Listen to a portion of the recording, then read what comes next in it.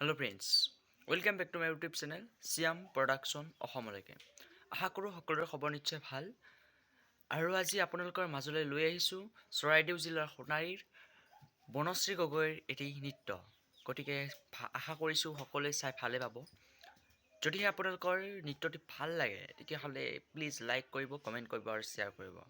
গতিকে পলম নকৰি আহক আমি ভিডিঅ'টো আৰম্ভ কৰোঁ। লেটছ গো।